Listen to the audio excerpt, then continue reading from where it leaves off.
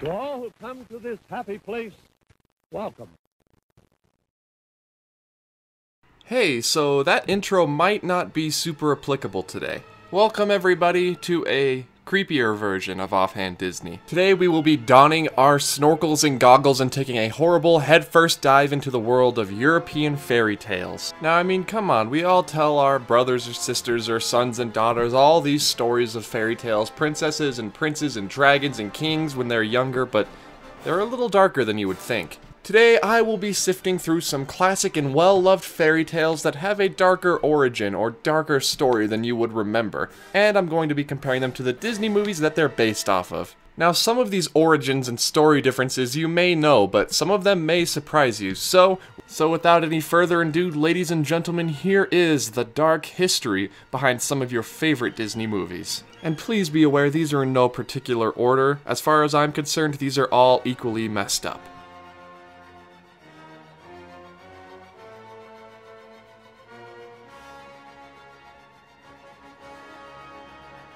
Tangled. What a charming movie. Now, I've been wanting to talk about Tangled for a very long time because it's one of my favorite Disney movies, but I didn't think I'd be talking about it like this. Now, the movie goes like this. Excuse me? Oh, I'm sorry. Well, everybody, I just got a note from my producer saying that I need to give a spoiler alert before I start talking about this, even though this movie came out almost 10 years ago, so you guys don't whine to me in the comments. And to everyone who's seen the movie, I'm gonna make this as quick as possible. So basically, this flower falls from the sun, and an old witch sings to it to turn young. Alright, got it? Good. Meanwhile, the queen from the neighboring kingdom's about to have a baby, but she's super sick, so the king sends out a search party to find this magic golden flower. The queen is saved, and Princess Rapunzel is born. The witch named Mother Gothel doesn't very much appreciate the king and queen stealing her source of eternal youth, so she kidnaps their child, as one does. By brushing Rapunzel's hair and singing a special song, Mother Gothel can stay youthful forever. Oh yeah, and Mother Gothel locked Rapunzel in a tower so she can't get away. That's kind of crucial to the story. Flynn Rider is a thief who steals Rapunzel's crown from the castle and winds up in her tower somehow. Flynn convinces Rapunzel to leave the tower, and the two journey towards the kingdom to see the magic glowing lanterns that they release in honor of Rapunzel's birthday every year. Flynn, whose name is revealed to be Eugene Fitzherbert, and Rapunzel realize that they are in love the whole time. Who would have thought? But Gothel captures Rapunzel and brings her back to the tower. Eugene arrives to save Rapunzel but is fatally stabbed by Mother Gothel. Mother Gothel allows Rapunzel to heal Eugene, but Eugene cuts the hair and all the magic inside it goes away. Mother Gothel is none too pleased about this, but that's okay, she just turns into dust. Eugene isn't too pleased about this either because he's dead now. Rapunzel cries onto Eugene's dead body, but it turns out there was a little bit of healing magic left in her tears. Now this is very important for the relation to the original fairy tale. The whole happily ever after thing happens and Rapunzel is reunited with her family, and that's Tangled for the most part. Now the fairy tale Rapunzel begins a little bit differently with pregnancy cravings. See, this villager's wife was pregnant and she really wanted the next door neighbor's rampion cabbage, also known as, in German, Rapunzel. The man goes next door to get the Rapunzel cabbage, but their next door neighbor just so happens to be a witch. The witch makes the man promise that in exchange for their Rapunzel, the man must give the witch their firstborn child, which, of course, he agrees.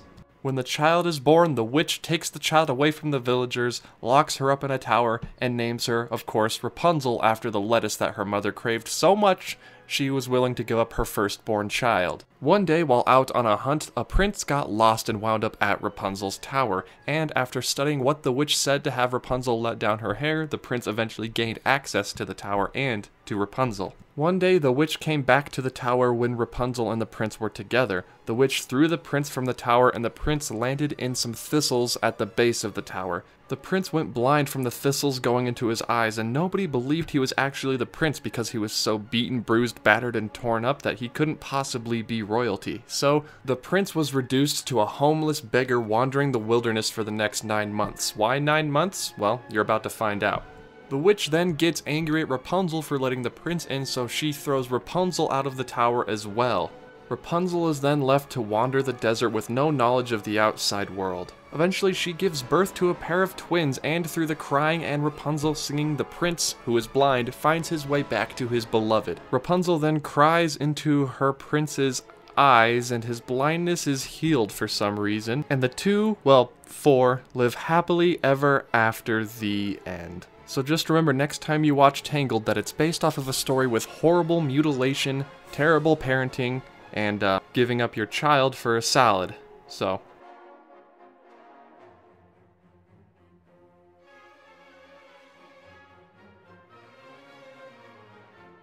Now, Walt Disney's original Sleeping Beauty is probably my favorite Disney movie of all time, and it follows many of the same story beats as the fairy tale does, up until Aurora pricks her finger on the spinning wheel.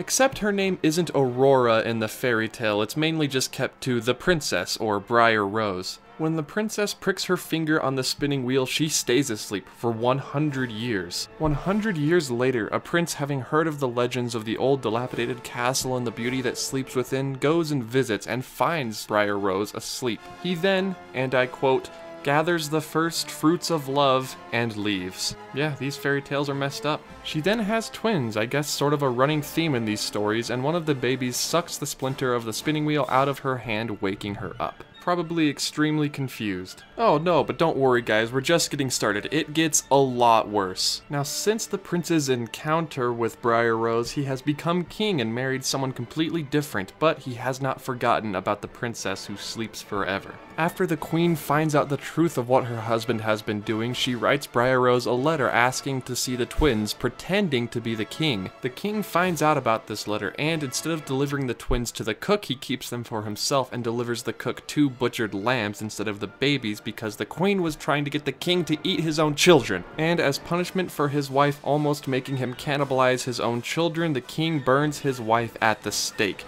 and marries Briar Rose. Oh my goodness. All I can say is that Walt's version was infinitely better than that version.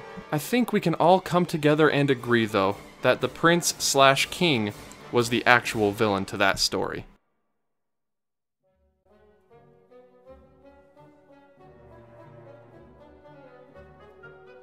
Now, this one isn't as terrible as the last one, it's just a little bit more violent. And it's convinced me that the original Pinocchio is one of the worst characters ever put to the page. You see, in the original Pinocchio, immediately after being carved from wood, Pinocchio kicks Geppetto in the shins and runs away from home, so immediately a big departure from the Disney version. Upon seeing a living puppet running through the streets of the town, the police officers immediately assume that Geppetto had been abusing said puppet and imprison him. Upon returning home, Pinocchio meets a cricket, and the cricket says, "Hey, you've kind of been being a jerk recently. You should stop being a jerk." To which Pinocchio responds by throwing a mallet at the cricket and killing it. So, I guess goodbye, Jiminy. A bunch of stuff happens then, including Pinocchio meeting a fairy who's actually dead and then being hung by a tree by 2 bandits, which, I mean, he's probably fine. I mean, he's a puppet. He's on strings. It's fine. He's wooden. It's from this point where the older Pinocchio story starts to match up pretty closely with the Disney version. Pinocchio's taken to Pleasure Island and turned into a donkey, then he escapes and gets swallowed by a massive fish where he finds Geppetto. Pinocchio and Geppetto then get jobs working for a farmer, where Pinocchio recognizes one of the farmer's donkeys as his old friend from Pleasure Island who was turned into, yes, a donkey. After saving up all that money and finally being able to buy what they need to buy, Pinocchio figures out that his friend the fairy is sick, so he donates all his money to the fairy. Pinocchio is then rewarded for his selflessness and becomes a real boy, and all the money that he donated to the blue fairy is given back to him and Geppetto, and they live happily ever after, with Pinocchio's lifeless puppet body sitting on the shelf for all to see.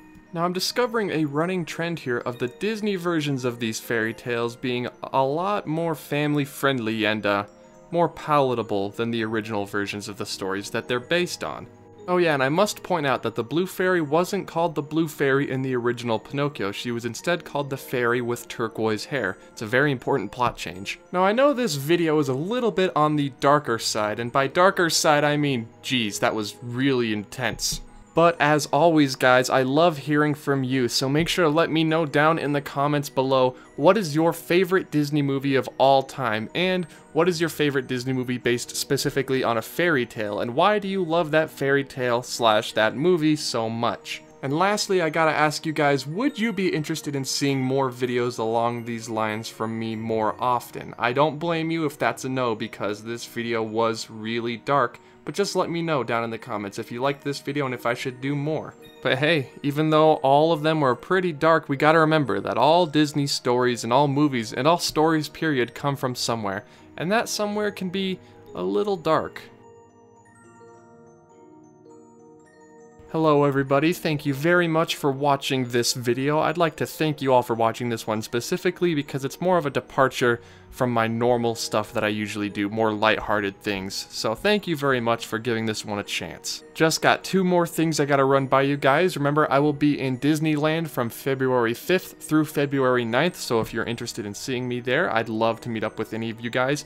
And be sure to enter the t-shirt contest, which is ongoing on Twitter. You can send your submissions to my email, offhanddisneyland@gmail.com, or through private messaging on Twitter, @offhanddisney. I'd love to see all the designs you guys can cook up. And remember, if you guys liked this video, please hit that like button. If you guys loved this video, please hit that subscribe button, consider sharing it, and consider pressing that bell button. It really helps me out a lot. Again, thank you very much for giving this video a chance, and I will see you all in the next video. Goodbye.